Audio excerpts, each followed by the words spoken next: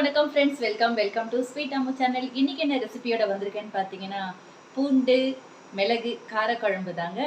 வாங்க பூண்டு மிளகு காரக்குழம்பு எப்படி வைக்கலான்னு நான் உங்களுக்கு சொல்லித்தரேன்.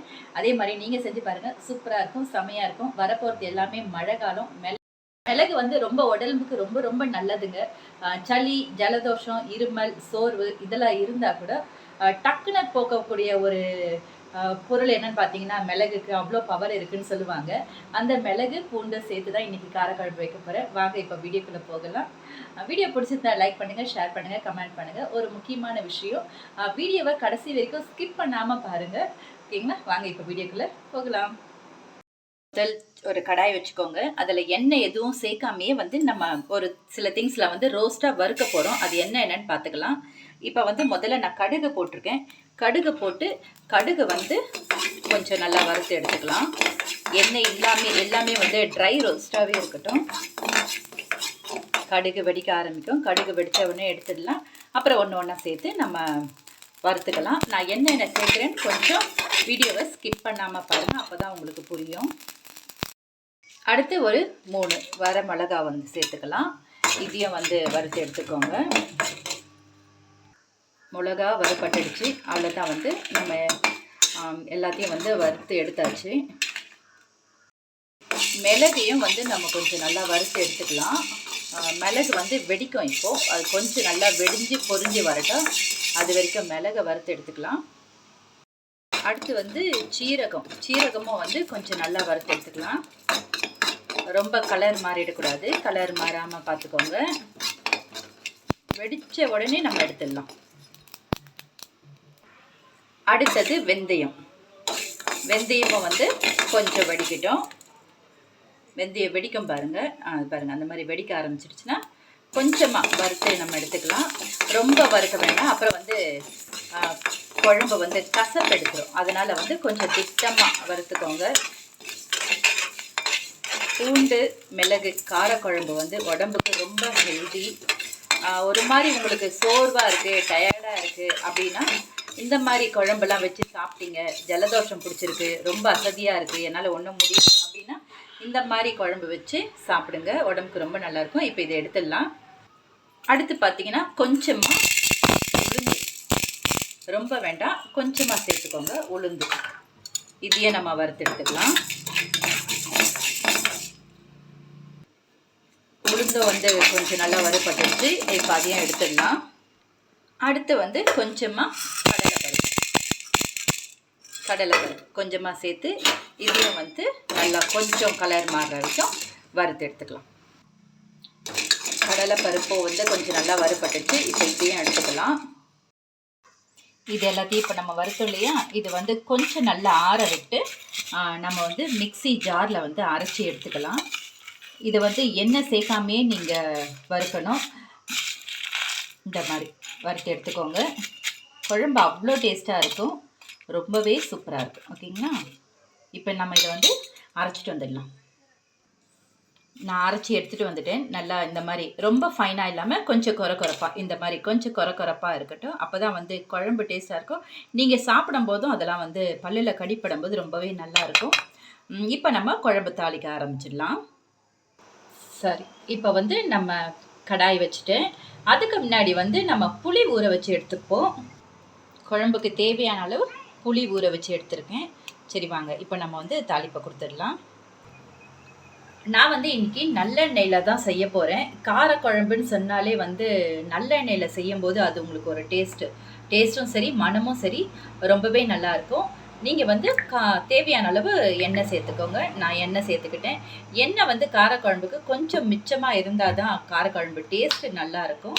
நல்ல எண்ணெய் சேர்த்துக்கிட்டேன். எண்ணெய் காஞ்சதுக்கப்புறம் நம்ம கடுகு சேர்த்துக்கலாம். எண்ணெய் நல்லாவே சூடாகிடுச்சு. இப்போ வந்து நம்ம கடுகு சேர்த்துப்போம். கடுகு நல்லா பொரிஞ்சு வரட்டும். கடுகு பொரிஞ்சு வந்தவுடனே கொஞ்சம் போல் வெந்தயம் சேர்த்துக்கலாம். வெந்தயம் சேர்த்துக்கோங்க.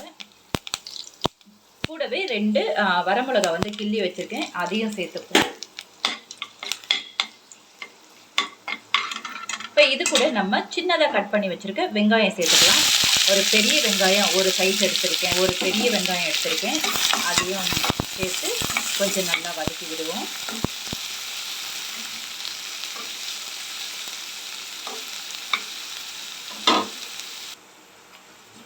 வெங்காயம் வதங்கிட்டு இருக்கு. வெங்காயம் வதங்கும் போதே நம்ம என்ன பண்ணணும்னா பூண்டும் சேர்த்துக்கணும். தேவையான அளவுக்கு நம்ம பூண்டு காரக்குழம்பு, பூண்டு மிளகு காரக்குழம்பு தான் நம்ம வைக்க போகிறோம்.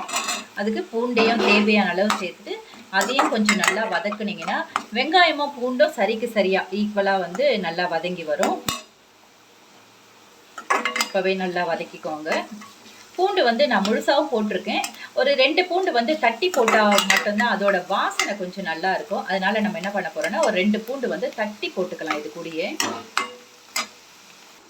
ஒரு 2 பூண்டு வந்து இப்போ நம்ம தட்டி எடுத்துக்கலாம்.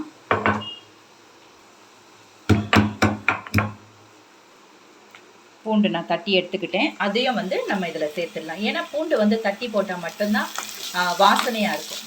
பூண்டு போட்ட உடனே வாசனை வருது பாருங்கள். நம்ம முழுசாக பூண்டு போடும்போது அந்த வாசனை வராது. பூண்டு எப்பவும் தட்டி போட்டிங்கன்னா தான் அந்த வாசனை வரும். இப்போ இது கூடவே கருவேப்பிலை கொஞ்சம் சேர்த்துக்கலாம். கருவேப்பிலையும் சேர்த்து நல்லா வதக்கி விடுங்க. கண்டிப்பாக வந்து இந்த ரெசிபி, இந்த குழம்பை வந்து ட்ரை பண்ணுங்கள். வரப்போகிறது எல்லாமே வந்து இதுக்கு மேலே மழை காலம். மழை காலத்தில் குழந்தைங்களுக்கு ஜலதோஷம் பிடிக்கும். பெரியவங்களுக்கே கூட ஜலதோஷம் பிடிச்சிருச்சுன்னா அன்னைக்கு காலையில் எழுந்துக்கும் போதே ரொம்ப சோர்வாக இருக்கும். எழுந்துக்க முடியாது, ரொம்ப டயர்டாக இருக்கும். என்னடாப்பா இது எழுந்துக்கவே முடியல, அடிச்சு போட்ட மாதிரி இருக்கே அப்படின்லாம் வந்து ரொம்ப யோசிக்க தோணுவோம். அந்த மாதிரி இருக்கிற டைமில் உங்கள் வீட்டில் வந்து இந்த மாதிரி குழம்பு வச்சு கொடுக்க சொல்லுங்கள். உடம்பும் வந்து கொஞ்சம் சுறுசுறுப்பாக இருக்கும். ஏன்னா நம்ம மிளகு சீரகம் எல்லாமே இதில் சேர்த்துருக்கோம். அதனால் வந்து உடம்பு கொஞ்சம் நல்லா சுறுசுறுப்பாக இருக்கும். இந்த மாதிரி குழம்பு வச்சு சாப்பிடுங்க. வாரத்தில் இந்த மாதிரி ஒரு நாள் இந்த மாதிரி குழம்பு வச்சு சாப்பிடுங்க. இப்போ இது கூட வந்து நம்ம மஞ்சள் பொடி சேர்த்துக்கலாம். ஒரு 1/2 ஸ்பூன் மஞ்சள் பொடி சேர்த்துக்கோங்க. மஞ்சள் பொடி சேர்த்து கொஞ்சம் நல்லா வதக்கி விடுங்க. பூண்டு வெங்காயம் எல்லாம் நல்லா வதங்கட்டும். அதுக்குள்ளே நம்ம இந்த புளியை வந்து கரைச்சி எடுத்துக்கலாம். புளியை வச்சுருக்கோம் இல்லையா, இந்த புளியை வந்து நம்ம கரைச்சி எடுத்துக்கலாம். புளி தண்ணி வந்து நான் கரைச்சி எடுத்துக்கிட்டேன். இப்போ வந்து வெங்காயமாக பூண்டை வந்து நல்லா வதங்கியிருக்கு பாருங்கள். இப்போ வந்து இது கூட வந்து நம்ம தக்காளி சேர்த்துக்கலாம். ஒரு 2 தக்காளி எடுத்துருக்கேன். 2 தக்காளி சேர்த்துக்கிறேன். சேர்த்து இதையும் வந்து கொஞ்சம் நல்லா வதக்கி விடுங்க.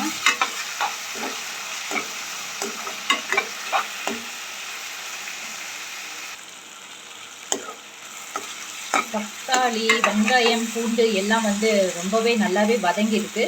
இப்போ வந்து நம்ம மிளகா பொடி சேர்த்துக்கலாம். மிளகா பொடி எண்ணெயிலே சேர்த்துக்கிட்டா தான் அந்த மிளகா பொடியோட பச்சை வாசனை போகும். அதனால் இந்த குழம்புக்கு தேவையான அளவு நம்ம மிளகா பொடி சேர்த்துக்கலாம். மிளகா பொடி பார்த்து கம்மியாக சேர்த்துக்கோங்க. ஏன்னா நம்ம வந்து வறுத்தோம் இல்லையா, வறுத்து அரைச்சி வச்சுருக்கோம். அதில் கூட ஒரு 3 மிளகா சேர்த்துருக்கோம். அதனால் குழம்புக்கு தேவையான அளவுக்கு நீங்கள் வந்து மிளகா பொடி சேர்த்துக்கோங்க. இது கூடவே உப்பும் சேர்த்துக்கோங்க. குழம்புக்கு தேவையான அளவு உப்பு சேர்த்துக்கோங்க. உப்பு சேர்த்து இது ரெண்டுத்தையும் வந்து நல்லா கொஞ்சம் எண்ணெயிலே வதக்கி விடுங்க. எண்ணெயிலே வதங்கட்டும்.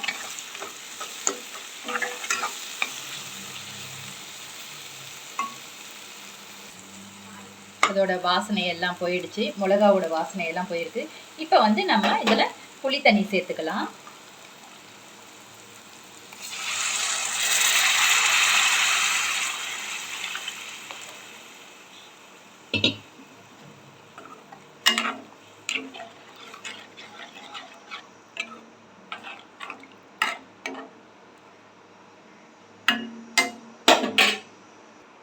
இதில் உப்பு, மிளகா, புளி தண்ணி எல்லாமே நம்ம இப்போ சேர்த்துட்டோம். இப்போ இந்த குழம்பு ரொம்ப திக்காக இருக்க மாதிரி இருக்கு இல்லையா, இப்போ வந்து ஏன்னா நம்ம பவுடர் போடும்போது இன்னும் திக்காகும். அது வரை கொதிச்சு சுண்டி வந்தால் தான் அந்த புளியோட பச்சை வாசனைலாம் போகும். அதனால வந்து பச்சை தண்ணி, நார்மல் தண்ணி கொஞ்சம் தாராளமாக சேர்த்துக்கோங்க. உங்களுக்கு குழம்பு எவ்வளோ தேவையோ அவ்வளோ சேர்த்துக்கோங்க. இது நல்லா வந்து கொதிச்சு சுண்டி வரணும். அது வரைக்கும் நம்ம வெயிட் பண்ணணும். சுண்டி வந்ததுக்கு அப்புறம் தான் வந்து நம்ம அடுத்த அந்த பவுடர் போட்டிருக்கோம், வறுத்து வச்சுருக்கோம் இல்லையா, வறுத்து அரைச்சி வச்சுருக்கோமே அந்த பவுடர் வந்து அப்போ தான் சேர்க்கணும். இப்போ வந்து உப்பு காரம்லாம் நீங்கள் பார்த்துக்கோங்க. பார்த்துட்டு ஒரு மூடி போட்டு மூடி வச்சுருங்க. குழம்பு நல்லா கொதிச்சு கொஞ்சம் சுண்டி வரட்டும். அப்போ வந்து நம்ம அந்த பவுடர் சேர்த்துக்கலாம். குழம்பு கொஞ்சம் நல்லா சுண்டி வந்திருக்கு பாருங்கள். இந்த திட்டம் இருக்கட்டும். ஏன்னா இப்போ நம்ம பவுடர் போட போகிறோம். பவுடர் போட்டால் குழம்பு இன்னும் கொஞ்சம் கெட்டியாகும். இப்போ வந்து குழம்பு நல்லா கொதிச்சு வந்திருக்கு பாருங்க. இப்போ வந்து நம்ம ஒரு 2 ஸ்பூன் வந்து பொடி போட்டுக்கலாம்.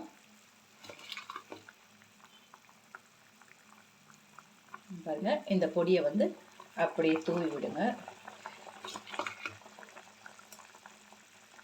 இப்படி தூவி விட்டுட்டு கொஞ்சம் நல்லா வந்து கிளறி விட்டிங்கன்னா இப்போ இந்த பொடியில் அந்த பொடி போட்டோம் இல்லையா, அதனால வந்து குழம்பு கொஞ்சம் கட்டியாகும். அப்படியே வந்து கொஞ்சம் ஸ்லிம்மில் வச்சு நல்லா கொதிக்க விடுங்க. குழம்பு கொஞ்சம் நல்லா கொதித்து சுண்டி வரும். சுண்டி வரும்போது நம்ம ஆஃப் பண்ணிடலாம். அது வரைக்கும் கொஞ்சம் வெயிட் பண்ணலாம். குழம்பு நல்லா சுண்டிடுச்சு பாருங்கள். எண்ணெயெல்லாம் மேலே திரிஞ்சு வந்திருக்கு பாருங்கள். இப்போ வந்து குழம்பு ரெடி ஆகிடுச்சுன்னு அர்த்தம். இப்போ வந்து பாருங்கள், குழம்பு கொஞ்சம் நல்லாவே கெட்டியாகிருக்கு. சாதத்தில் போட்டு சுட சுட சுட சுட சாதத்தில் போட்டு பிடிச்ச மாதிரி சாப்பிட வேண்டியது தான். அருமையாக ரெடி ஆயிடுச்சு. மருத்துவ குணமுள்ள குழம்பு தான் இது. நீங்கள் இந்த ஸ்டைலில் வந்து கண்டிப்பாக நீங்கள் கம்பல்சரி செய்யணும். வாரத்தில் ஒரு நாள் வந்து இந்த குழம்பை செஞ்சு பாருங்கள். மிளகு பூண்டு குழம்பு, இந்த பூண்டு குழம்பை நீங்கள் ட்ரை பண்ணி பாருங்கள். இதோட டேஸ்ட் வந்து இன்னும் கூடுதலாக வேணும்னா இப்போ ஃபைனல் டச் என்ன பண்ணணுன்னா, நீங்கள் ஒரு துண்டு வெல்லம் சேர்த்துக்கிட்டா கூட கொஞ்சம் நல்லாயிருக்கும். ஆனால் நான் வந்து வெல்லம் சேர்க்கலை.